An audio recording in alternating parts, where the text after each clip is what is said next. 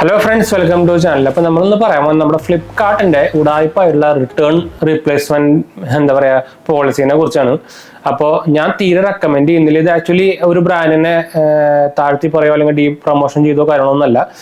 personal experience. Flipkart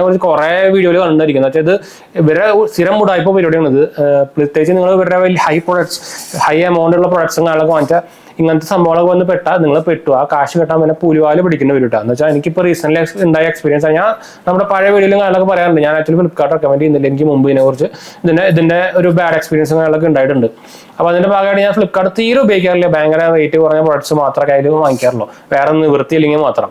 അപ്പോൾ അതുപോലെ തന്നെ ഇപ്പോൾ ഞാൻ റീസെന്റ് ഇതിന്റെ വീഡിയോ നമ്മൾ ഇട്ടിട്ടുണ്ടായിരുന്നു ഇത് നമ്മൾ 𝗵𝗏𝗏 ഒരു സ്പീക്കറാണ് ഒരു PC സ്പീക്കറാണ് ഈ സംഭവം ഞാൻ ആക്ച്വലി ഫ്ലിപ്കാർട്ടിൽ ഓർഡർ ചെയ്തിട്ടുണ്ടായിരുന്നു ഫ്ലിപ്കാർട്ടിൽ വന്ന സാധനം ഒരു സ്പീക്കർ വർക്ക് ചെയ്യുന്നുണ്ടായിരുന്നില്ല ഇടയ്ക്കിടയ്ക്ക് അതിൽ സൗണ്ട് വരും ഇടയ്ക്ക് സൗണ്ട് വരില്ല കംപ്ലൈന്റ് ആയിട്ട് ഞാൻ റീപ്ലേസ്മെന്റ് ഇട്ടിട്ടുണ്ടായിരുന്നു അപ്പോൾ അവരിൽ റീപ്ലേസ്മെന്റ് ഇല്ല ആദ്യം പറഞ്ഞു റീപ്ലേസ്മെന്റ് ഇല്ല ഔട്ട് ഓഫ് സ്റ്റോക്ക് ആണ് പിന്നെ നമുക്ക് കോൾ വരും എന്നൊക്കെ പറഞ്ഞു നോക്കിയപ്പോൾ നമ്മൾ പ്രൊഡക്റ്റ് വാങ്ങിച്ച് 24-ാം തീയതി വിചാരിക്കും 24-ാം തീയതി ഇട്ടത് അവർ കോൾ അസൈൻ ചെയ്തിട്ട് കോളിൽ നമ്മൾ കാര്യങ്ങൾ പറഞ്ഞിട്ടാണ് പിന്നെ അവർ റീപ്ലേസ്മെന്റ് തരുമോ അല്ലെങ്കിൽ റിട്ടേൺ തരുമോ ചെയ്യുള്ളൂ കോൾ അസൈൻ ചെയ്തിരിക്കുന്നത് 5 ദിവസം കഴിഞ്ഞിട്ട് ഞാൻ ഓൾറെഡി റീപ്ലേസ്മെന്റ് 5 ദിവസമുള്ളൂ 7 ദിവസമുള്ളൂ അപ്പോൾ 5 ദിവസം കഴിഞ്ഞാണ് ഒരു കോൾ അസൈൻ ചെയ്തിരിക്കുന്നത് ഞാൻ അതിന്റെ സ്ക്രീൻഷോട്ടും കാര്യങ്ങളൊക്കെ കൂടെ ഇടാം അപ്പോൾ ഇവരെ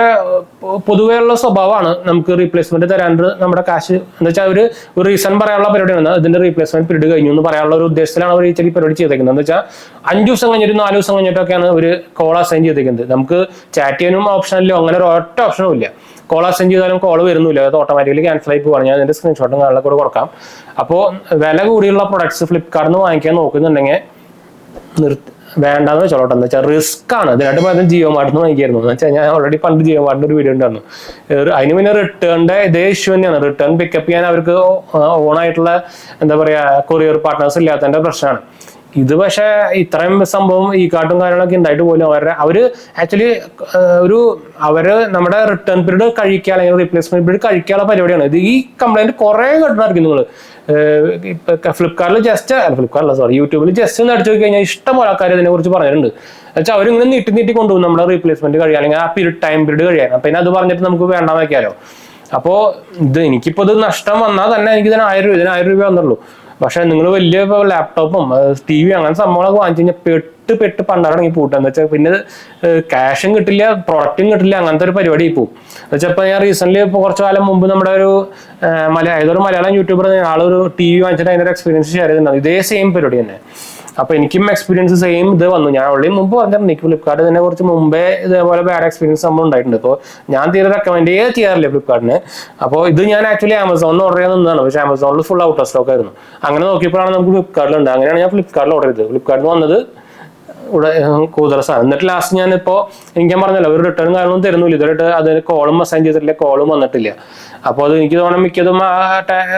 എന്താ പറയുക അവർ പറയാൻ പോണ റീസൺ നമ്മുടെ റിട്ടേൺ പീരീഡ് കഴിയുമെന്ന് തന്നെ ആയിരിക്കും അപ്പോൾ എനിക്ക് ഈ സംഭവം ഭയങ്കര ഇഷ്ടപ്പെട്ട് ഞാൻ ആക്ച്വലി ഇപ്പോൾ ആമസോണിൽ തന്നെ ഓർഡർ ചെയ്തു ഓക്കെ അപ്പോൾ ഇത് ആമസോണിൽ വന്ന ഒരു പുതിയ പാക്കേജാണ് അപ്പോൾ ഇതിന്റെ അൺബോക്സിംഗ് വീഡിയോ നമ്മൾ ഓൾറെഡി കണ്ടിരിക്കും നമ്മൾ ഓൾറെഡി ഇട്ടുണ്ടായിരുന്നു